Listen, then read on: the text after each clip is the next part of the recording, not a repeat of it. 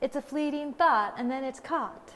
All the things that I've been taught. All I know is that I have to get it out in a flow. That means the pressure's on. This glacier's melting, you know. And that's why I'm just a little baby polar bear, asking, where did everyone go? So when I feel like I need to create, oh man, is it great. I do believe it is fate to have been assaulted and returned to that place. These sad little lives. Are those tears in your eyes? That's why I'm gonna hand back their disgrace. And this is why I got off topic. It took me a while to pull out my phone. See, I can't stop it, but I drop it. And then I lose it.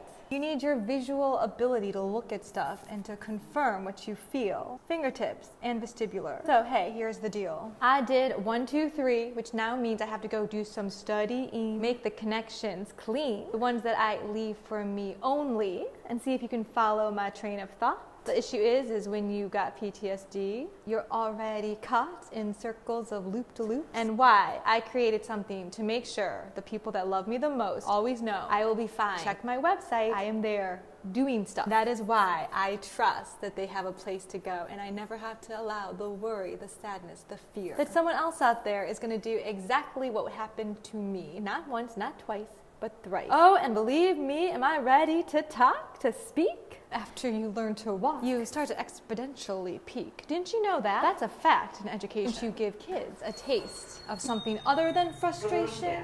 Yeah, going down. Because I turn that frown around and around and around, because we're blending, meaning my secret. And if I can only be me, then maybe you can see what I see.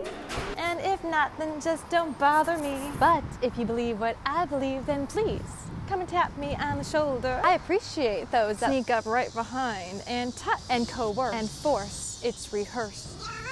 Hold up, let's go back. You didn't mean that. But you ever been with somebody who jumps down your throat at every misspoke? You said, that must mean. See, I'm planting the big seed for shame, faking emotionality. Why I'm gonna whisper it, because it is absolutely not just mean. It really shows a personality disability. They have to hold on to all these thoughts and make sense of their own feelings inside. That's why I'm doing this curriculum. So anyone who thinks to reuse their tools, you better just keep them locked up inside. I've taken every PTSD trigger and flashback, meaning its frequency. Is it every day? And if so, how many times a day? If it's every hour, how many times an hour? Duration. For how long do these symptoms last? Like every 3 months and then relieve you for a month or two and then return? Or is it literally chronic for years? With little shifts and drifts that make you feel better, even hopeful day to day, that tomorrow will be better. But after 3 years of living one way, not able to organize what I was trying to say between home and school, because quite frankly, the categories were just too complex. And the fear that they were going to come after me ruled. So one and done reminds me of verbal cue. If this is what I choose to do, then you better go. Then you better do it hardcore. Meaning, don't hold back. Whether you're on defense or attack, every predictable outcome. I forget things in a flash, but now using recording, I can go back. Why would I want to go back to these memories, except for the fact that I'm being forced to relive? I'm not choosing to. There's a purpose for it. The conversation that day was how someone's not doing anything in the house and yet staying rent-free. What do you mean all they do all day is watch TV? God. So that the reaction could be, all right, if this is vague,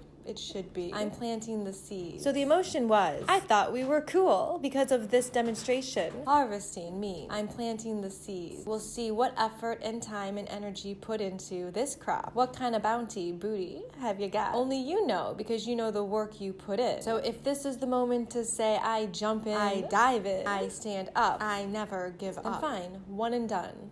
From this moment on, I will be writing, preparing, and performing my final curriculum. And it's for everyone, except for those connected to the home, the school, the personal, the professional, in my opinion, lame-ass bored tools that don't know anything about what it means to be in a school.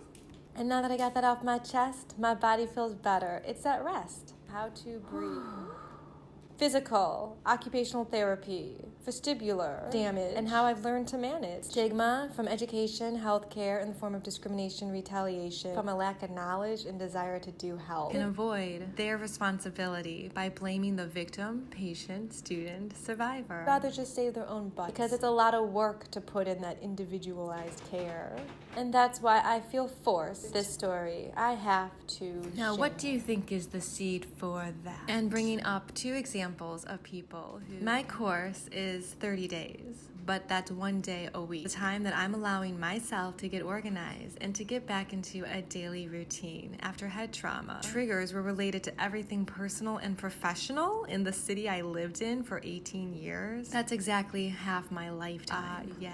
No way am I giving up my education in special No way am I tossing aside my life philosophy shared with a certain someone. The only person that had to know because of a wedding. And the only way to discuss all of this, quite frankly, is to do a case study between the act to compare and to contrast, a behind-the-scenes look, and relating it back to education, the origin. And that's how we combat that.